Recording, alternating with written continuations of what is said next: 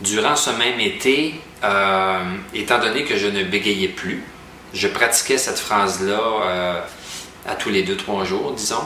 Je pratiquais cette phrase-là et je ne bégayais plus. Donc, j'avais vaincu le bégaiement. Cet exercice-là est une petite béquille, mais c'est vraiment une petite béquille minime.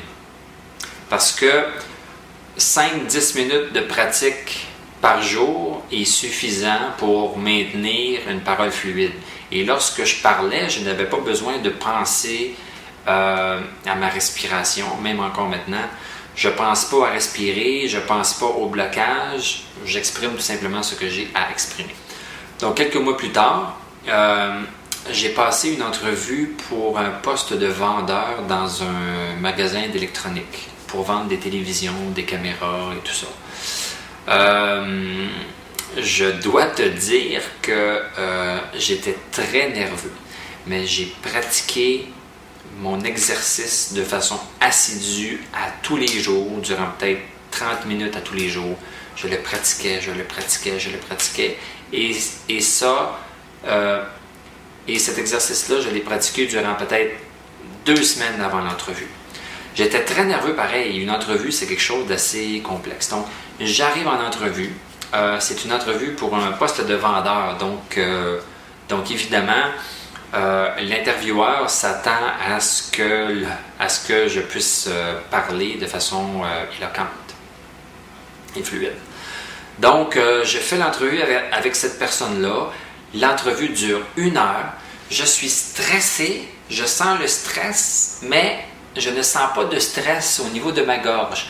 Ma gorge est détendue parce que je comprends que je ne bégaye pas, que j'ai toutes les capacités de parler comme n'importe qui.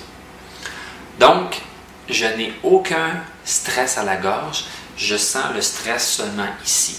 Et je parle, et je parle, et je parle, et je parle, et je parle, et je parle.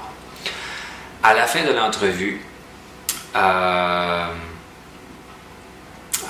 l'entrevue, je ne me souviens pas des mots exacts de l'intervieweur, mais il m'a dit je trouve que tu communiques excessivement bien, ce que tu parles est très clair, tes idées sont claires, tu es un bon communicateur. Imaginez. Je n'en croyais pas mes oreilles. Quelques mois auparavant, je souffrais du bégaiement et là, je venais de passer une entrevue pour un poste de vendeur et l'intervieweur m'a dit que je suis un très bon communicateur. Je n'en revenais pas. J'ai eu l'emploi, donc j'ai travaillé comme vendeur durant 2 ans. Ensuite, j'ai travaillé comme professeur en informatique. Et par la suite, je suis retourné dans le domaine informatique un peu plus pur, comme analyste en informatique. J'ai travaillé en Californie où j'ai eu à travailler en anglais, évidemment. Donc, tout ça pour dire qu'à partir de ce moment-là, ma vie a changé complètement.